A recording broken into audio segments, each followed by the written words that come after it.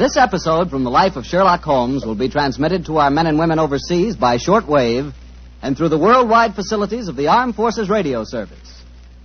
Petri Wine brings you Basil Rathbone and Nigel Bruce in the new Adventures of Sherlock Holmes.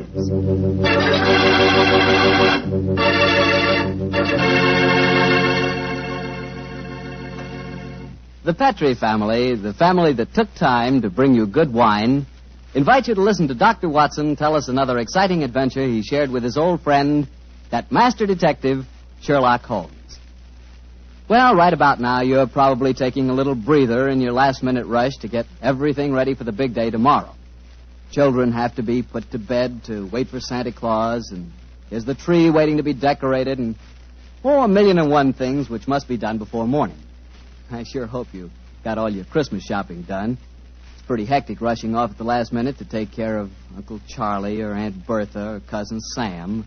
But if you must get something, just remember that you can always dash over to your wine merchant and get a bottle or two of Petri wine. Or better yet, a whole case of Petri wine. Petri wine's a swell gift, and I just thought a little last-minute suggestion might be of some help.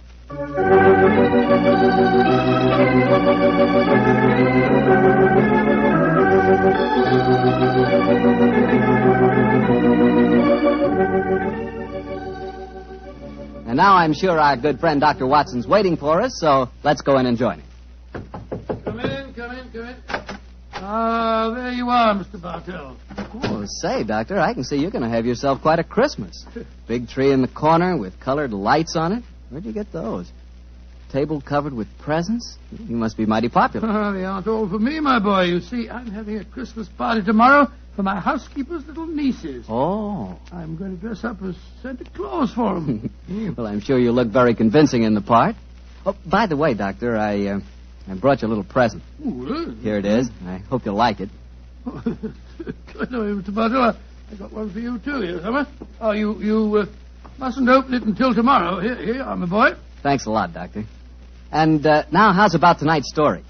Last week you told us you'd chosen an adventure with a lot of Christmassy atmosphere. Yes, Mr. Bartell. My story begins on another Christmas Eve many, many years ago. To be exact, in 1886. At the time the adventure occurred, I must confess I didn't quite understand what was going on myself. In fact, I never did quite make head or tails of it until Holmes took pity on me later and explained the whole thing. But I shan't try to confuse you, Mr. Bartell. I'll tell you the story exactly as it happened. Right you are, Doctor. Let's go. Very well.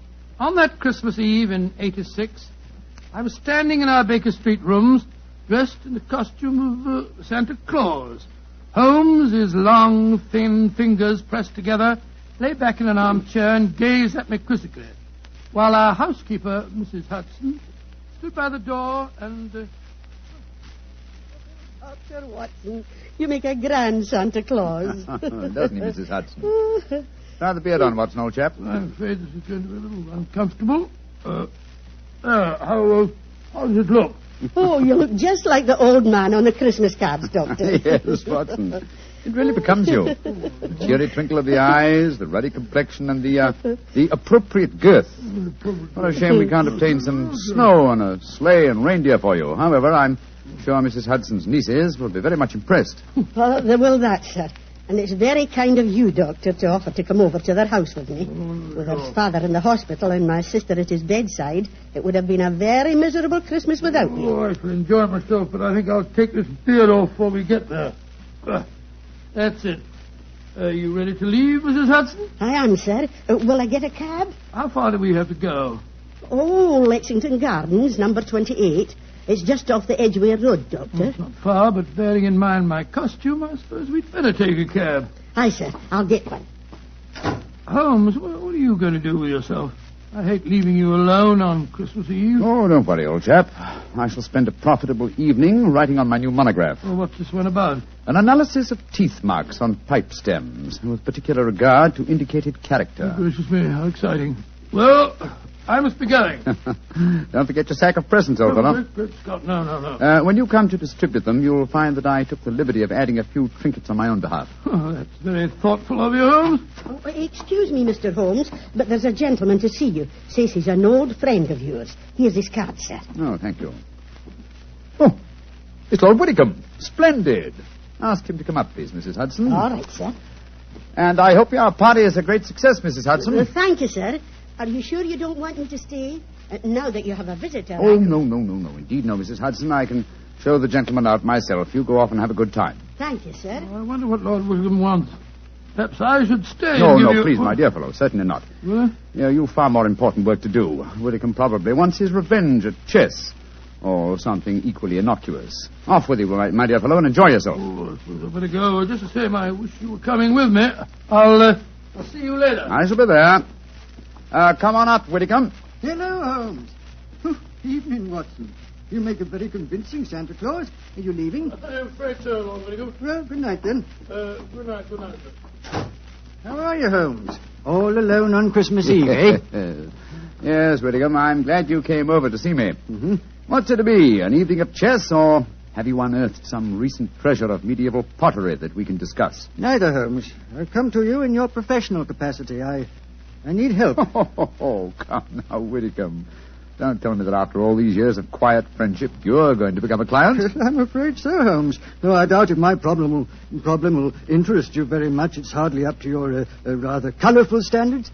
Care for a cigar? Oh, thanks. Well, now, my dear Whitcomb, what's your trouble? Well, I decided this year to have a little Christmas party at my townhouse. I'm quite comfortably off, as you know, and it occurred to me that I have several relatives and friends who are not as well off. I'm having a party for them tonight, Holmes, and I hope you'd attend it, disguised as Santa Claus. Oh, my dear fellow, I've adopted many disguises in my time, but Father Christmas has never been one of them. Why do you want me to attend your party in disguise in any case? You ashamed of your friendship with a private detective, or do you consider my features more acceptable when buried beneath the depths of a snowy beard? Oh, my dear Holmes, do take me seriously. I'm not joking, I assure you. Of course you're not. You want me to attend your party in disguise. Why? I'm giving some very valuable presents, diamond and onyx cufflinks, platinum and ruby earrings, and such like. And I've wrapped each of the presents in banknotes. Oh, dear me. Where are these presents now? In a sack, in charge of my butler. I was going to dress up as Santa Claus and give them out myself, until I got the warning letter. That's why I've come to you. Warning letter, eh? Yes, I received it by this evening's post. Listen to this. My dear Lord Whitcomb, your generosity with Christmas presents borders on ostentation. We do not approve. Either we receive £5,000 in sovereigns at Post Restaurant Box 379 by 6 o'clock on Christmas Eve, or I'm afraid your Christmas party will be conspicuous by its absence of presents. Let me see that note, Whitcomb, will you? Yes, here you are. Thanks. Plain paper, torn from a penny notebook. The writing is obviously disguised. By George, yes. Whitcomb, I accept the case. I'll come with you to your party at once, and furthermore, I shall follow your suggestion regarding a disguise. Dressed as Santa Claus, I shall be less likely to attract suspicion. I'm delighted, Holmes. But what made you decide so suddenly? This writing, my dear fellow, this writing. Oh, it's in a false hand. I'd know that characteristic M in my dear Whitcomb. I've seen it too often at the beginning of a signature. Moriarty. Moriarty? Who's he? Oh, one of the cleverest and most unscrupulous criminals in England. Whitcomb, there's no time to be lost. Let me see now. 6:30. Half an hour beyond the deadline given you in this letter. We must go to your house at once.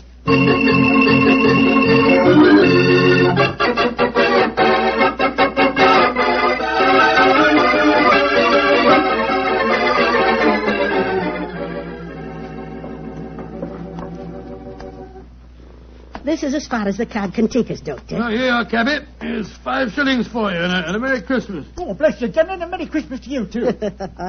You said you wanted to get into the house through the back way so that you could surprise the children. Yes, I thought I'd send you to come down the kitchen chimney. Oh, you can get to the back of the house by going up the alley here. I'll go in the front door. Splendid, Mrs. Hudson. Which is the house? Number 28. It's the third one down the alley, Doctor. I'll have the back window open in no time, and you can slip in without any of the bairns seeing. Very well. Gloomy little street, I must say. Hello. Where's the music coming from? Oh, it's from that temple across the street, Doctor. The Disciples of the Octagonal Square, they call themselves. What on earth do you suppose that means? Oh, some newfangled cult. Heathens, most likely. All Oh, hello. I'm not the only Santa Claus abroad tonight. Look at that fellow across the street over there. Oh, dressed just like yourself, Doctor, and carrying a sack, too. Oh, he's running up the steps to the temple. Great Scott, he slipped on the ice. Oh, I wonder what his hurry was.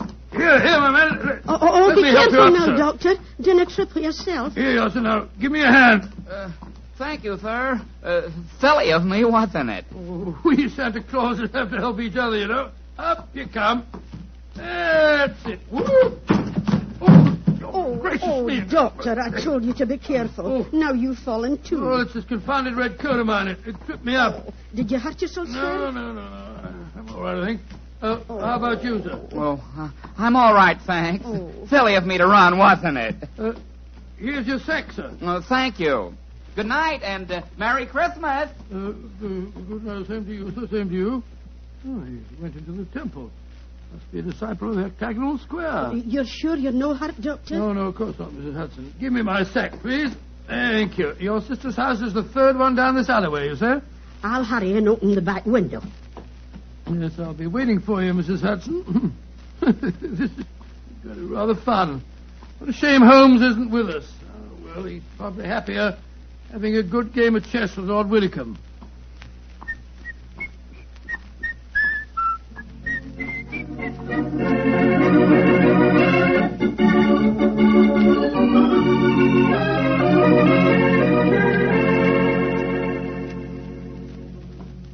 This is my house, Holmes. Number 39. 39 Branston Square, eh? And dear old Watson is just around the corner in Lexington Gardens and hasn't any idea that I've left Baker Street. Yes, here you are, cabby. Thank you, sir. Merry Christmas, sir. Uh-huh. Listen to that. Carol singers. Yes, we'll probably have our fill of them before this evening's over.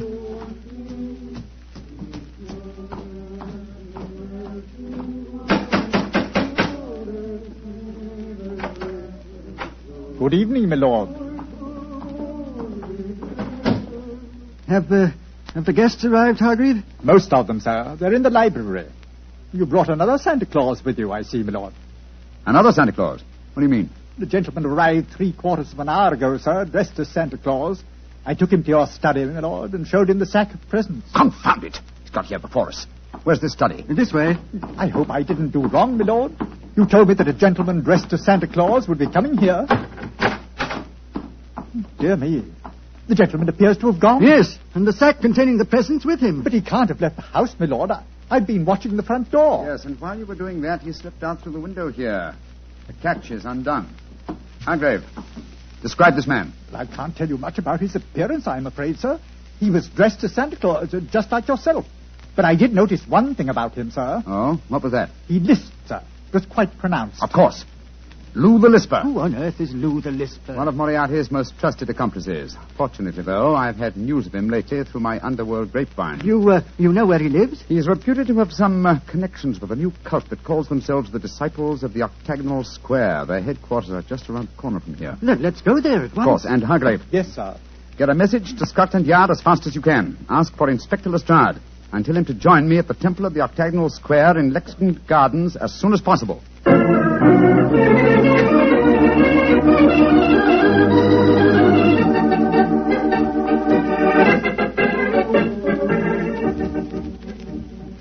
Oh, the children are awful excited, Doctor. I told them you just came down the chimney. I'll slip the beard on and then I'll go into him.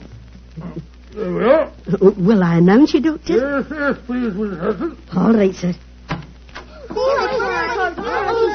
Now, children, quiet. Santa Claus has come to see you, and he's brought you all presents. Hello, children. Hello, Santa Claus. My name's Elsie. Did you bring me a present? Oh, I did, Elsie. I'll look in my sack in a minute. And what's your name, young man? Herbert, they call me Bertie.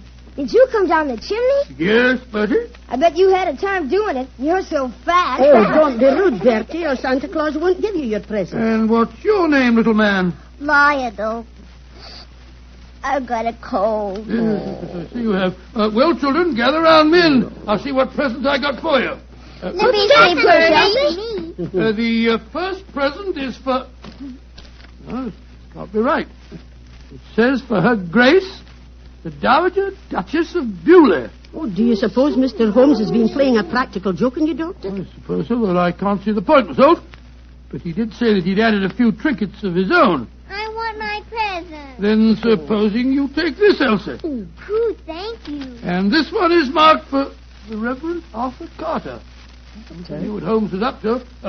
Here you are, Bertie. Cool, thanks. And this is for you, Lionel, because you've been a good little boy. This is very big, is it? I wanted the dog. Oh, wanted a dog. Well, I'll bring you a dog next year, Lionel. Oh, Dr. Watson. Yes, Mrs. Hudson? Oh, look at the wrapping on these presents, Doctor. Well, they're £20 notes. Great Scott. Oh, Pooh, look what I Now, got. let me see. Why, cufflinks and diamond and onyx what's wrong? ones, unless I'm very much mistaken. I got some pretty earrings. Look how they sparkle. Let me see, Elsie. Good gracious, I swear that these are platinum and rubies. What in thunder's going on? I want my earrings back. Give me back mine, too. Well, here you are, here you Dr. are. Watson, what do you suppose has happened? I don't know, Mrs. Hudson. Perhaps my toys are still at the bottom of the sack. I can't understand it. I wish Holmes were here instead of dozing in front of our fire in Baker Street.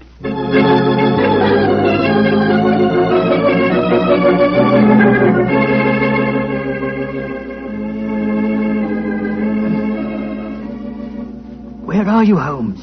Here by the bed. This is the only room in the temple that gives any signs of having been lived in. I think our bird has been here, but I'm afraid he's flown. If Inspector Lestrade will get here, strike a match, will you, Whitcomb? Right. Here's a candle on the table. Oh, just as I feared. Look on the bed. A red coat and a beard. Yes, Lou the Lisper has discarded his disguise and gone, and with him, I'm afraid, your valuable presents. Oh, wait a minute. Here's a sack lying on the floor. Oh, no, this isn't mine. Look what's in it. A toy dog, large box of chocolates, little girl's doll. What in thunder? Well, this is Watson's sack. But how on earth could Lou the Lisper have got hold of it? Somewhere, somehow, he and Watson must have made an accidental change, and Lou the Lisper is no doubt trying to track Watson down at this very moment. We must work fast, Whitcomb, or my friend's life and those of Mrs. Hudson and her relatives won't be worth a tinker's dam.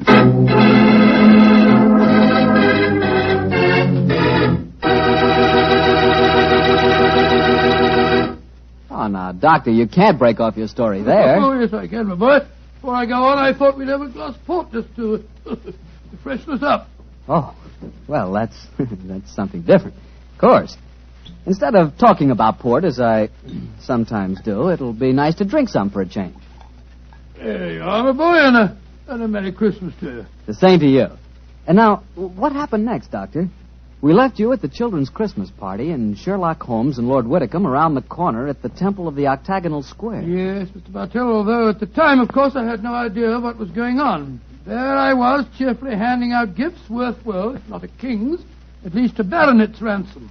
While outside the Temple of the Octagonal Square, Holmes and Lord Whitcomb were talking to Inspector Lestrade of Scotland Yard. There's the case in a nutshell, Lestrade. Yeah, seems to me, Lord Whitcomb, you'd have been wiser to get in touch with Scotland Yard when you first got the warning note. We could have nabbed him when he came to your house and pinched the sack of presents. Lestrade, this is no time for post-mortems. We've got to reach Lou the Lisper before he finds Dr. Watson. Do you suppose he can do that, Holmes? It wouldn't be difficult. Lou the Lisper is nearly as clever as his master, Professor Moriarty. The chances are that you were followed when you came to Baker Street tonight, Whitcomb, and it's equally likely that Watson and Mrs. Hudson were followed as they left it.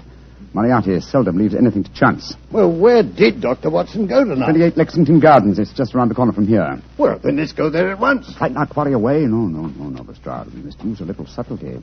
Now, Lou the Lisper wishes to recover that sack of presents from Watson.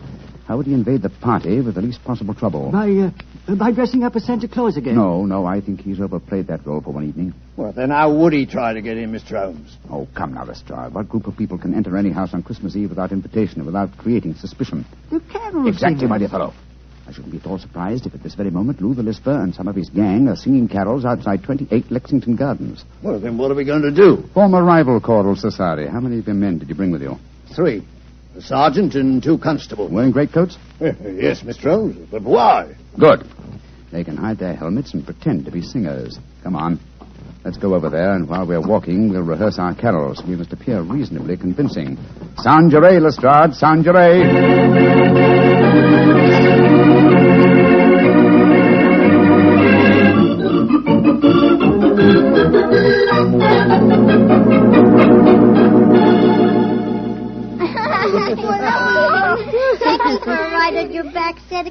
No, you mustn't make Santa Claus too tired, lad. Oh, that's all right, Mrs. Hudson. Hop on, Lal, hop on. Oh, they're singing carols outside Oh, the isn't door. that Can't nice? they come inside and sing for us, Santa Yes, of Claus? course they can. Ask them to come in, Mrs. Hudson, will you? All right, sir. Oh, come on, let me get on your back, too. Oh, now, take it easy. Oh, there we go. I want to see your reindeer, Santa. See my reindeer? Oh, bother. Up on the roof. I'll climb up and see him. No, you mustn't do that. They're asleep. Oh, here are the carol singers. Off you get, children. There we go. That's it. Now, good evening, gentlemen. Good evening, and Merry Christmas. Would you like to sing some carols for the children? After that, I'm sure you'd like a drop of something to warm you up. Well, thank you, sir. We should like that. Haven't I met you before somewhere, my man? No, sir, I'm sure you haven't. Come on, man, let's sing Good King Wenceslas. Good King Wenceslas looked out on the feast of Stephen.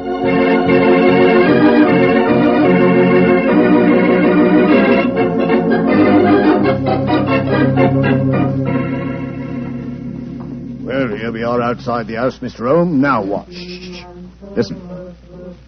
Uh-huh. Lou the Lisper and his men are already there. Are we going in now? In a moment. Now, men, you will have your truncheons handy? Yes, Mr. Holmes, we're ready. Splendid. Now, remember, when we're inside and I yell Merry Christmas at the top of my voice, you bring out your truncheons and get Lou the Lisper and his gang out of there as quickly as possible. Don't arrest them until you get them outside again, Lestrade. I don't want to frighten the children. Right you are, Mr. Holmes. We're ready. Just give us the word and we'll go in and get 'em.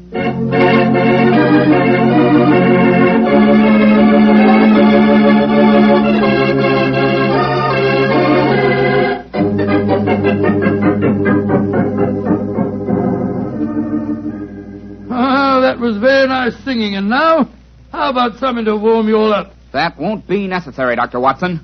See to the door, Sammy. Now, all of you, stay right where you are. Who are you? What do you think you're up to? Please don't be difficult, Doctor. All I want is the jewels out of my sack that you stole from me tonight. If you try and stop me, I shall have to hurt you. Why do you talk so funny? You got a cold like me? Shut up. Now, Doctor, where are the jewels? Oh, curse it. There are some more carol singers outside. I'll tell them to go away, Lou. No, better let them come in. If we don't, they might get suspicious. All right, Lou. Suppose you know what you're up to. Now, no tricks, Doctor. If you try and give an alarm, I shall have to get rough with Oh, I you. don't mind about that, but just remember that there are children present. Oh, yeah, Manny. You're all here before you, eh? What you say, we all join a little carol for the nippers, eh? All right. What do you want to sing? Up the old angels sing, eh? All right. Come on, men. Let's sing. Old angels sing, glory to the newborn King. Merry Christmas! Dr. Watson, what's happening? They're all hitting each other with truncheons. Here, you can't do that. They're all going away. They're dragging each other out. Hey, come back here. Oh, terrible. Holmes, what in thunder's going on? I'll explain it to you later, old chap. Lestrade! Yes, Mr. Holmes. Take them to Scotland Yard and prefer charges. I'll be over in a little while and give evidence. Right you are, sir. Too bad we didn't catch Professor Moriarty, too. Well, at least we have some of his cohorts. I'll see you later, I Lestrade. wish I knew what was going on here. Is Moriarty mixed up in this business? Yes, Watson. I'll tell you all about it as soon as I've straightened this thing out. Now, Whitcomb, Yes, Holmes. the 20-pound notes that you used as wrapping for your gifts seem to have been scattered all over the house. Do you want me to recover them, too? No. From what you've told me of the children, I think their parents could use the money much more profitably than my relatives. In any case, I can replace it. A very generous Christmas gift. Well, children, did you enjoy the little game we staged for you? It was enough fun. Yes, I nearly died laughing when they started hitting each other. I'm glad you enjoyed it, children. And now I want you to show me the presents you received. I got these pretty earrings. Oh, they were a part of the game, too. A nice little girl like you doesn't want silly earrings, Elsie. Here's a beautiful doll for you. Cool. Her eyes open and shut and everything. And what did you get, my little man? These. Oh, cufflinks. Good gracious, who wants cufflinks when he can have a clockwork train? You want to exchange? Rain, Lord love a duck, yes. I wanted the dog. There's one for you, Lionel. A nice woolly dog. Oh, good. And here's a Lovely. nice... Here you are, children. Here's a nice big box of chocolates, too. You can all share them. Oh, Lummy, what a night. I ain't had as much fun since Granny got her finger stuck in a plug-o. I still don't understand what's going on, Holmes, but I must say this has all the earmarks of being a happy Christmas. Yes, oh. Mrs. Hudson. Hi, Mr. Holmes. How's the turkey coming along? Oh, it'll be ready in a few minutes, Mr. Holmes. Splendid. And while we're waiting, perhaps the children will oblige with something we haven't heard so far. Yes, I know what you mean. A Christmas carol that really sounds convincing. How about it, children? All right, sir. Come on, Elsie. Come on, Lionel. Silent night, holy night, all is calm, all is bright, round yon virgin mother and child, holy infants of nectar and wine, sleep in heavenly peace, sleep in heavenly.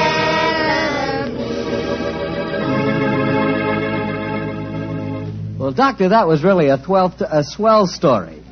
On a Christmas Eve like this, do you ever wish you were back in Baker Street celebrating Christmas there? At times, yes, but actually, Mr. Bartell, I'm very happy right here in my little home. There on the table is a beautiful little Christmas tree. There's a fine fire in my fireplace. My two dogs, Monty and Willie, are sleeping peacefully at my feet. And best of it all, I've got the love of every child in the neighborhood. Yes, I got a great deal this Christmas Eve. Lots to be thankful for. And what with the troubles of the world on their way to being settled, it looks as if this is the brightest Christmas that I've ever had. Well, that's how I feel about it, too, Doctor. I hope that all our friends listening in are just as happy this Christmas Eve as we are. And speaking not only for myself, but I know for all of us and for the Petrie family, too, we wish every one of you a happy Christmas from the bottom of our hearts. God rest ye merry, gentlemen. Well, Dr. Watson, next Monday is New Year's Eve. What story do you plan to tell us? One that I think you'll find extremely appropriate, Mr. Bartell. It takes place in a Scottish castle near Edinburgh on a New Year's Eve in 1900 and concerns a pair of lovers, an elderly baronet, and a strange iron box that proved to be more than worth its weight in gold. Tonight's Sherlock Holmes adventure was written by Dennis Green and Anthony Boucher and was suggested by an incident in the Sir Arthur Conan Doyle story, The Adventure of the Blue Carbuncle. Music is by Dean Fossler. Mr. Rathbone appears through the courtesy of Metro-Goldwyn-Mayer and Mr. Bruce through the courtesy of Universal Pictures, where they are now starring in the Sherlock Holmes series.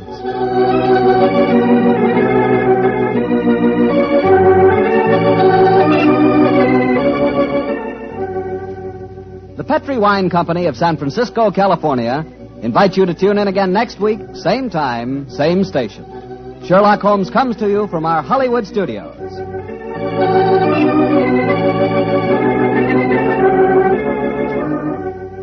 This is Harry Bartell saying goodnight for the Petrie family. For a solid hour of exciting mystery dramas, listen every Monday on most of these same stations at 8 o'clock to Michael Shayne, followed immediately by Sherlock Holmes. This is the Mutual Broadcasting System. Aunt Bertha or Cousin Sam. But if you must get something, just remember that you can always dash over to your wine merchant and get a bottle or two of Petrie wine. Or better yet, a whole case of Petrie wine. Petrie wine's a swell gift, and I just thought a little last-minute suggestion might be of some help.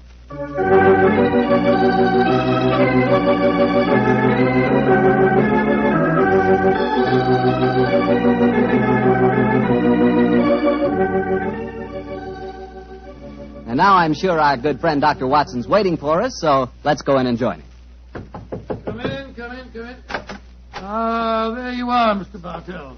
Oh, say, Doctor, I can see you're going to have yourself quite a Christmas.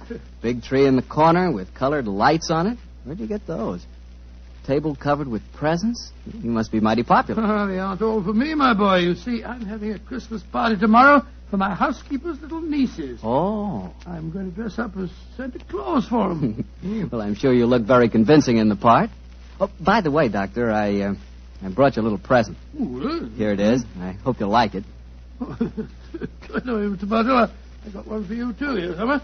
Oh, you Mustn't open it until tomorrow. Here you are, my boy. Thanks a lot, Doctor. And now, how's about tonight's story?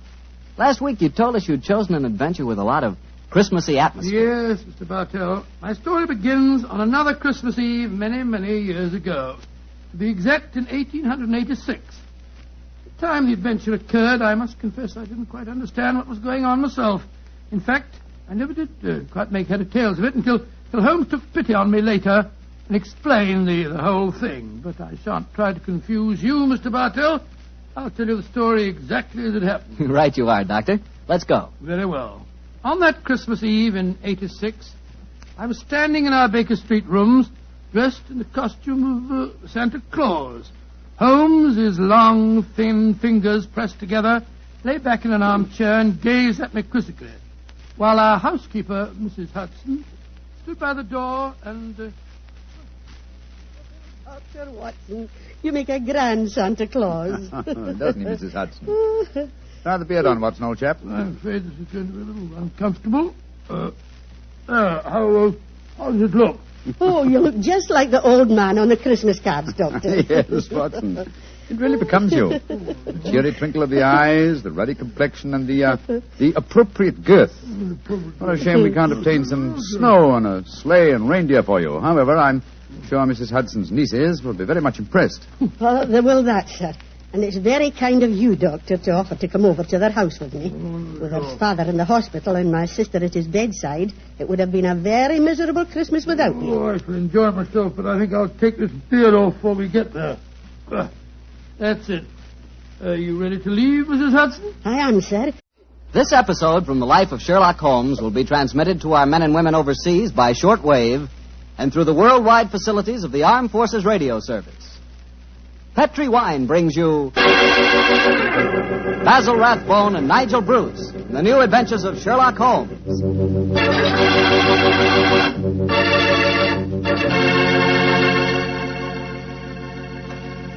The Petri family, the family that took time to bring you good wine, invite you to listen to Dr. Watson tell us another exciting adventure he shared with his old friend, that master detective, Sherlock Holmes.